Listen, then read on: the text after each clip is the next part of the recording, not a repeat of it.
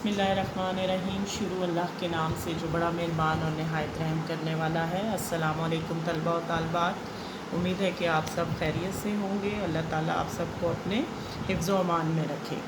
आज मैं जमात नाहम का मुंशी प्रेमचंद का अफ़साना है, उसको शेयर करने से पहले सबसे पहले मैं आपको ये बताऊंगी कि अफ़साना कहते किसे हैं।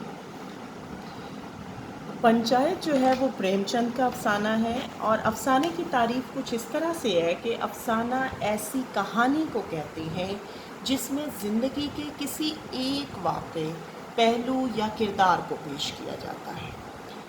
अब ज़िंदगी के किसी भी वाक़े को, किसी एक पहले को जिसमें किरदार निगारी भी की जाती है, पेश करना अफ़साना कहलाता है।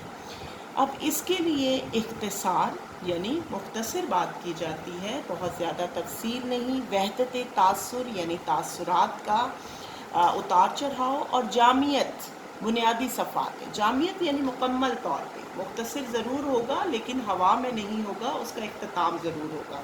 या यूँ कहें कि अफ़साना की जामे तारीफ़ ये है कि अफ़साना एक ख़ास मंज़र में किसी ख़ास या आम वाक़या या तसव्वुर ज़िंदगी के किसी एक पहलू को फ़नकाराना अंदाज में पेश करने का नाम है। अब इसके कुछ अज्जाए तरकीबी भी हैं कि अफ़साने के लिए किन किन चीज़ों का होना ज़रूरी है। कहानी ज़रूर होगी, किसी कहानी के गिर्द अफ़साना होगा। किरदार निगारी कि उसका अफ़साने के अंदर जितने किरदार होंगे वो किस तरह के हैं, उनकी खूबियाँ, खामियाँ, हियत, शक्ल, ये तमाम बातें ज़रूर होंगी। वहदत तासुर भी, तासुरात का उतार चढ़ाव, गुस्सा, गम, खुशी के तमाम तासुरात पर मबनी अफ़साना होता है और किसी न किसी पहलू के गिर्द, किसी न किसी मरकज़ के गिर्द वो अफ़साना घूमता है।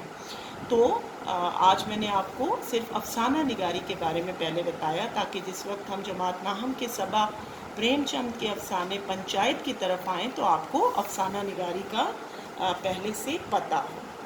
बहुत शुक्रिया। इसके साथ ही मैं आपसे इजाज़त चाहती हूँ। अल्लाह हाफ़िज़।